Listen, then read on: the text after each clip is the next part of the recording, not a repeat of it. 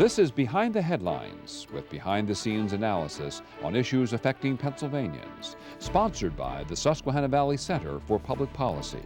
Now, here's your host. Hi, from Philadelphia to Erie and from Pittsburgh to Scranton, it's Behind the Headlines. I'm Charlie Greenawalt, Senior Fellow for the Susquehanna Valley Center for Public Policy, and I'm joined by our chairman, Ed Arnold, for an Arnold Report. And we are looking for your questions, and we hope that you will continue to submit your questions into our program. And the address that you send them at, the email, is at the bottom of the screen.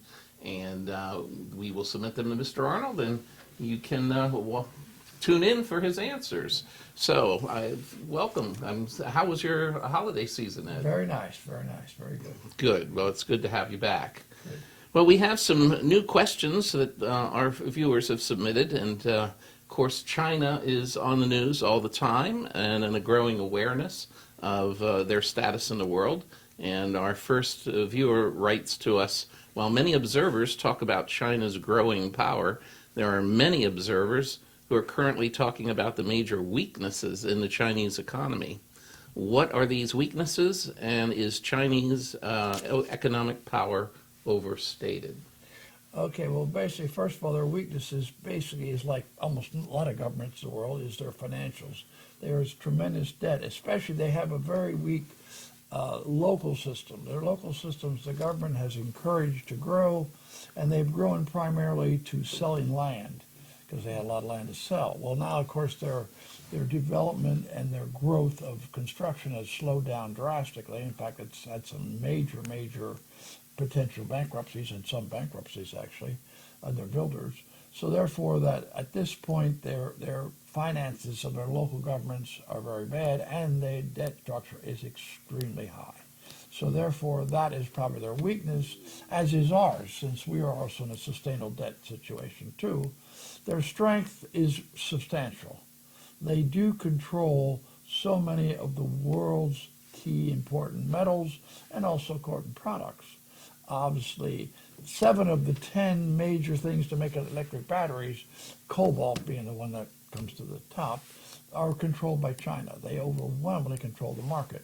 Also, medical supplies in the world today, either the components or the whole product or whatever, is again overwhelmingly. So there's so many industries that China dominates, because our corporate America says we can save a few pennies, so we go to China. And our government base has encouraged them over the years. Mm-hmm. So does China have a overall plan in place, you think, to try to become the world's preeminent economy that's handled by the government and directed by the government? They have more over than years? that. They plan to take over the world, and they're going to do it. They're doing a very good job at it right now. Mm-hmm. They have basically more and more their belt highway thing has connected China to the world. Most countries, their number one trading partner is China. China is very, very dominant because of the pure size. Mm-hmm. Okay. Another viewer writes in to ask you, the attractiveness of bonds as an investment has been discussed on your show before. Are we now at a point in our economy and our finances when bonds are a good investment with the increase in interest rates? The answer is yes, bonds are a good investment in my opinion. I think interest rates have probably peaked. That, again, assuming inflation is still going to be high, and we're not going to see the low interest rates we've seen in the past. But overall, that especially government bonds, which are secure, I would be somewhat questionable of a lot of your corporate bonds, especially your lower risk companies, because the corporations have gone into a tremendous amount of debt, and that debt is going to recycle into higher interest rates, which could cause some major problems. So basically, when I say bonds are a good investment, I'm primarily talking about government bonds. Mm-hmm. Well, another viewer writes in and is touching on something that, asking about something you just touched on, and if you could be absolutely clear about it for our viewers. In this new year of 2024, will interest rates continue to climb, or will they begin a steady decline? We've already addressed it. The answer is they probably have capped. They will not go up anymore. They're probably going to go down. Okay. Another viewer asks, here's some of our people who are interested in cybercurrency, is why is Bitcoin and cybercurrency beginning to drop in price? what is changing in the cybercurrency investing environment? Well, first of all, cybercurrency is volatile. It goes up, it goes down. But one of the things that actually is a very positive trend for cybercurrency is their new lows are always higher than their old lows. I mean, to take it a simple fact, this year, yes, in the last 12 months, it was 17,000, but it's also recently been 48,000. Presently, it's around 43,000.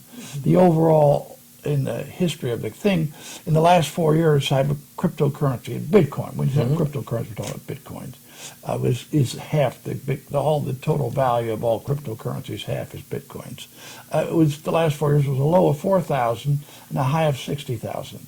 So basically, over the years since it's become available, it's going up. And the probability, since our dollar is being basically under tremendous pressure, and the one thing about Bitcoins is, because of the mathematical formula, it can only be so many coins. I think it's 121 million. And we're 90% there out there now. So they're actually, you cannot dilute Bitcoins where you can dilute the dollar by just keep printing money. Well, something related to this, you have in the past, as cybercurrency has come into the public awareness, you've done some shows with us where you've talked about all the different types of cybercurrency besides just Bitcoin. And I guess some of our viewers are also interested, I'm interested in, are the alternative cybercurrencies, alternative to Bitcoin, do they continue to proliferate, or has that stabilized? And is there just a sort of stable number of cybercurrencies out there? No, it is amazing. Now, I don't quite understand why there's literally thousands of cryptocurrencies, but the top 10 are substantial. And in fact, one of the things now is the government has just approved in the last 2 weeks ETFs, exchange traded funds, so that the average person now can easier buy cryptocurrency. And that will be a basket of cryptocurrencies, which will be Ethereum and Xeon, and there's a whole. And you'll do that through your stockbroker, Ed? Yes, Oh, okay. Because it's an ETF. The ETFs are traded everywhere. This is quite an interesting new idea. Yeah, ironically, it's that old saying: you buy on the rumor and you sell on the fact that it went up from 18,000 all the way up to 48,000. When the actual approval 2 weeks ago, it then dropped about 10,000 points. So therefore, it obviously, when the actual happened, people who made all the money when it went up now sold. But anyway, it's coming back again. But basically, the other thing is also happening right now in crypto is a thing called halving. This is only Bitcoins. Bitcoins, every 4 years, as you're mining, you get less coins. Well, right now you get 7 coins when you mine Bitcoins. It's going to be down to 3.5. And of course, previously it was 14 and so on. So basically, that's another event. I don't think it's as big a deal because 90% of the Bitcoins have already been mined, and therefore the mining of Bitcoins has become less and less relevant. In the case of Ethereum, it's unlimited amount they can do it, and there's no mining process. It's a very non-energy process, very simple. So you buy on the rumor and you sell on the fact. Yes. I had not heard that before. That's an old saying, and it does a lot of times seem to work. Uh-huh.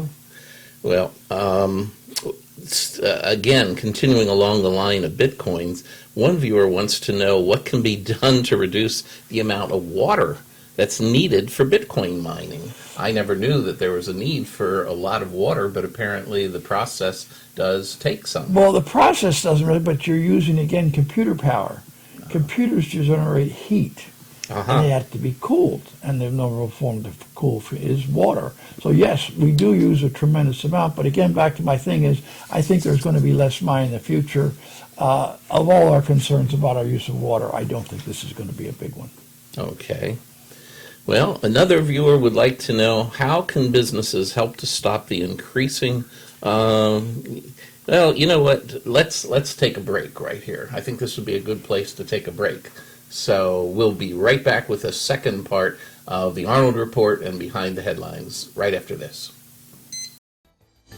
Behind the Headlines is brought to you as a public service by the Pennsylvania State Association of Township Supervisors, the largest, most influential municipal association in the Commonwealth. Since 1921, PSATS has been preserving and strengthening township government and securing greater visibility and involvement for townships in the state and federal political arenas.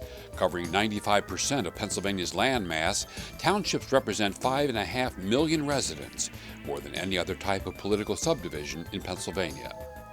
Additional underwriting provided by the Worrell Corporation Foundation, based in Carlisle, Pennsylvania, by the Edward H. and Jeannie Arnold Foundation, and by the Pennsylvania Manufacturers Association. Business in Pennsylvania is our business. Behind the Headlines is also supported as a public service by the Pennsylvania Highway Information Association, the go-to source to learn about transportation projects and issues. Visit pahighwayinfo.org.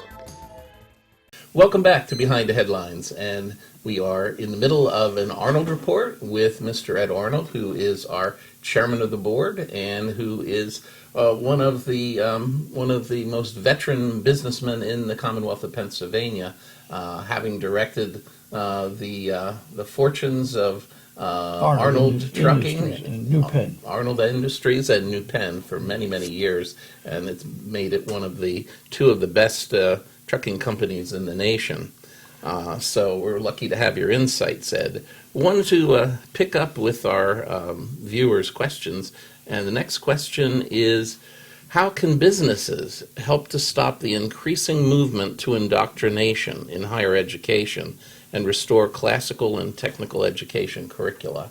This is really hot now that we've had those 3 college presidents being grilled before Congress. Well, of course, that was about anti-Semitism, but it brings into focus the whole idea of this fear of indoctrination occurring in higher ed. It's actually, since we are a democracy, or a republic, actually, but it's through elected officials.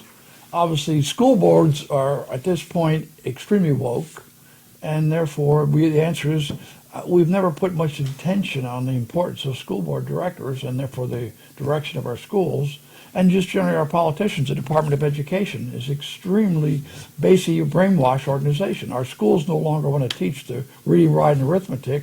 They want to teach social justice. Mm-hmm. So therefore, basically, it's to get people in positions of authority, which through elections, that obviously want to go back to teaching about America and basic education. Our system is collapsing. We in the world are continuing to have more and more that our rankings in math and science are very weak. Mm-hmm. Well, the next viewer wants to know, could you explain Microsoft's recent drive to move to nuclear power so that its ventures in AI have enough power to work? Why does AI require so much energy, and how will that work when our nation is stretched for energy now? Well, it's sort of interesting that I'm going to sort of also talk about our energy and our government's push or what they want to accomplish. But basically, obviously, AI is involved in computers. It's massive, massive data. I mean, literally trillion bytes or something and so on. And this requires tremendous computer power. And again, computers generate heat, the electricity, and so on. So therefore, that really, it's actually not quantitatively the best, but this to start up this chat box is equivalent to 123 cars for a whole year of the gasoline. That's how much just to start it. The thing at the same time, Google, more and more your search engine, you will be using the chat box as opposed to the regular Google, which again will be using it's going to search all over the world for information. That takes energy. And of course, that's the thing is, here we are, pretty much we agree, I think, that our future energy needs are going to increase because we want electric homes, we want electric cars, we want everything electric. That's going to take a lot more power. It seems that our politicians don't realize that power does not come from heaven, and they don't even believe in heaven, so that we didn't worry about that. But basically, that right now, your natural gas is 40% of our electric, coal is 20% of our electric, and nuclear is 20%. So all the alternatives, and that 7% is hydro, which we are not going to build anymore. So 13% of our electric is coming from things they want to expand. when it's going to have to increase by 20-30% because of everything going to become electric. So really, we're not connecting the dots. We want more electricity, but we want to eliminate more than 50%, actually 60% of our present generating power, which makes no sense. And plus, in fact, to build new nuclear, we have so much regulation and so many restrictions that it would take many, many, many years to build nuclear power plants. Yet we have a whole new generation of nuclear power plants that don't have nuclear rods to dispose of and are incredibly safe, and the public Are just also has to... experimental and have not been proven yet to Oh, function. I think that we're We're well still on a the distance away. Well, let's put it this way. Gates has been trying to get one put in an old power plant, and even he hasn't been able to get through the regulations. Again, the regulations, yes, which are geared towards the older generation of nuclear power plants. But the interesting thing that we've heard just in the last year is that to power AI in next year, it will take up 20% of our entire energy. Well, 20% of the total energy in yeah. America will go to AI, and yet we're dismantling other electric generating facilities. That doesn't seem to add up, does it? No, well, that's why they want to get rid of 20% by getting rid of coal, which provides 20%, which is also very reliable. Mm-hmm. We're going to be in for some, perhaps some brownouts in the future. Yes, maybe even blackouts. Yeah, hope not, but it's very possible. Well, this viewer wants to ask you something else that's very much in the news at the present time. What's the current cost, if you can come up with one? What is the current cost of unlimited illegal immigration to the American public? Why isn't this being discussed and this number focused on in the District of Columbia? Well, actually, there's two costs. Number one, first of all, the actual cost of providing free everything, and that seems to be our philosophy. I didn't realize until talking to somebody recently that we give them cell phones, and we're giving them, obviously, their boarding, we give them this and that and so on. But it's what New York City is complaining they need and what Chicago complains they need.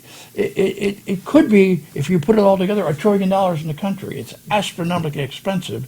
But there's a second part. It's tearing our school systems apart because you're putting in all these people that don't speak English, so now you're a way more expensive education. Our healthcare system's being overwhelmed because, again, they're giving all free healthcare. So basically, overall, we're changing all of our things that we need, that we provide to our citizens. And one of the things right now is they're robbing from the VA to pay for a lot of these systems for the immigrants. So overall, we have not, again, we're just bringing in, and now at this point, as you probably see in the news, 300,000 came in the last month. Doesn't include the hundreds of thousands of getaways and the illegals that are coming in that we can't stop. That basically, it's unsustainable, and we must address it.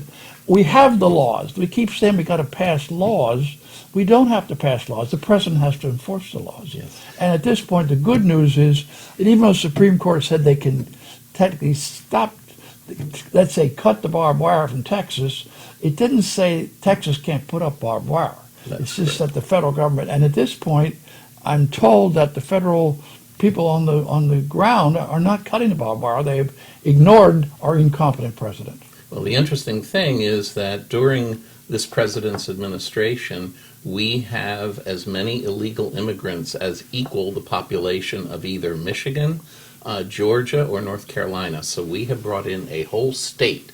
The whole state of Georgia has been brought in the last 3.5 years. And we're also bringing in disease because we absolutely do not check. Yeah, we don't People know. just walk in. There's no. Or Ellis Island, they actually got people that were healthy. We are now saying we don't care. We want to take your healthy and your illiterate of the world.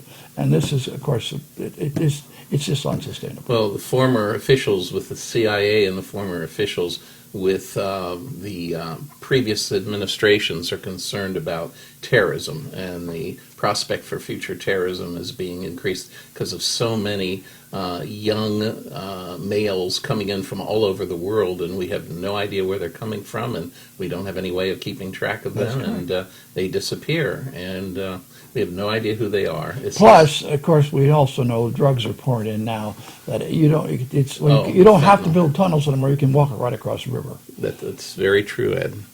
Well, will there ever be a final state budget? Whose fault is it that we don't have a state budget yet? And what problem is this producing for our state's economy? I don't know that it's that big a deal. I'm not so sure they can ever audit our budget anyway. So when they say that, but we know Pennsylvania creates a budget, and the budget said it must be balanced, yet we have deficits. Well, the point is they never readjust the budget later on. It passes theoretically balanced, but it never ends up being balanced. So really, the budget we'll continue to spend as we have the year before. It's not that big a deal, and obviously it's, again, back to getting our government to be responsible, which the government, specifically what you're telling me what they want to do in the state schools, they don't care about cost. Our governor specifically. Well, first, I guess we have to repair the roof of the State House so they can actually meet. Yes, that's what you tell me, yes. That will be interesting in the next month or so. Well, another viewer asks you a subjective question. Should the state's minimum wage be raised? Obviously, the answer is yes. It is right now. It's almost we could double it, probably, and it would have very little effect, because I'm under the impression that the number of jobs anymore are at $15 an hour is not that unusual, at least $12 an hour. So that it's basically, it should be at least raised to 12, because it's the real world. And as I say, it could even be higher. Okay. And another viewer would like to know, how is onshoring going for Pennsylvania corporations and businesses? This means bringing back jobs and businesses that have moved overseas in the past. How is onshore going for Pennsylvania? Well, very frankly, I must admit I could not find any such factual information. I personally don't know of any particular major projects that have helped Pennsylvania. So onshoring has, obviously there's some major tech plants are being built, but I don't know of any being built here. So I don't think it's affected Pennsylvania that much. Okay. Maybe I'm wrong. All right.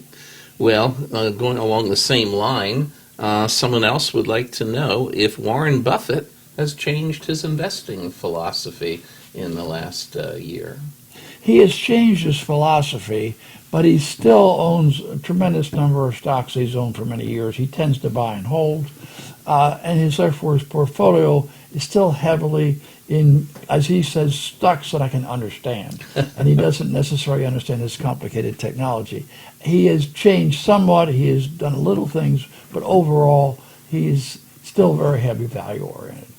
Is he ever going to retire, Ed? I think he'll die when he retires. As you know, his right-hand man, Munger, did die. So therefore, but he was a few years old. I believe Buffett is about 90. He was a couple years older. Well, so much of the business community looks to him for clues on where the economy is going.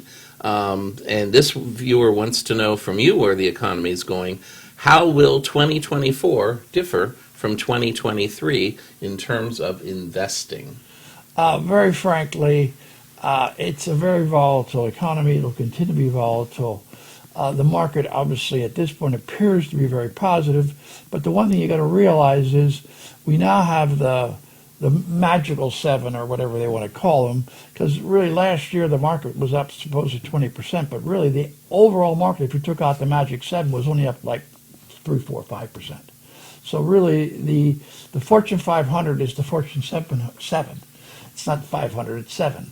But we have to stop here and we have to ask you, what is the magic 7? Well, that's Microsoft, Tesla, Google, Facebook, and the technology companies. Okay, the technology companies. Okay. So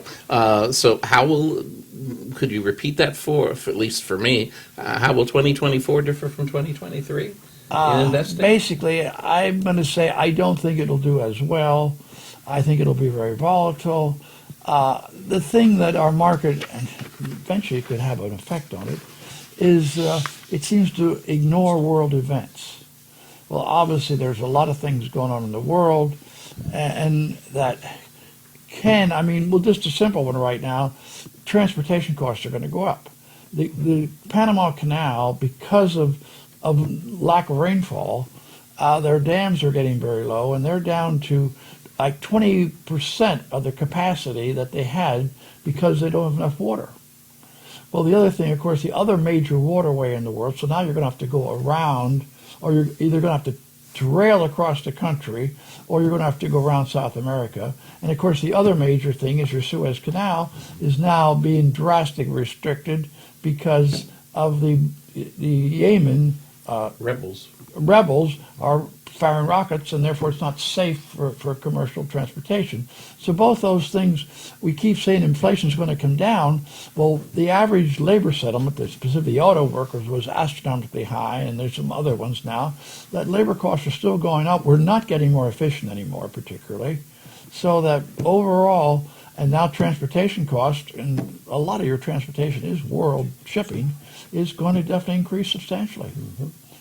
Well, this viewer would like to know that Argentina has adopted the dollar as its currency. Will this help bolster the dollar worldwide? Well, first of all, they haven't actually done that. They've talked about it under the new president, who is really trying to change things pretty drastically. But he has sort of slowed down because inflation is very, very high. He is going to slowly work into the dollar, and it's not going to do it right away. And Argentina, unfortunately, is not a great, strong economy, so I don't think it'll have a great effect. Okay. And in our last minute, this will be a test. If you can tell us in 1 minute, how can we save the coal industry in Pennsylvania? Is there a way to do it?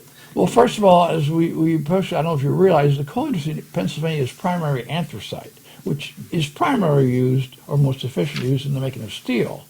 Well, therefore, I guess the answer is, do we want to save our steel companies? Now, right now, U.S. Steel, our last major steel company, that is in the process of being sold to the Japanese. Now, there's a question mark, is that going to be stopped or not? But the thing is that we, as a country, have been making less steel. So therefore, if you're going to save the coal industry of Pennsylvania, you have to save the steel industry of the United States. Okay, we want to thank you. And this is a good note to stop on. And we want to thank all of you for tuning in and watching the show and being here for the Arnold Report. Please send your questions in for Mr. Arnold, and we'll be back with you next time on Behind the Headlines. See you then.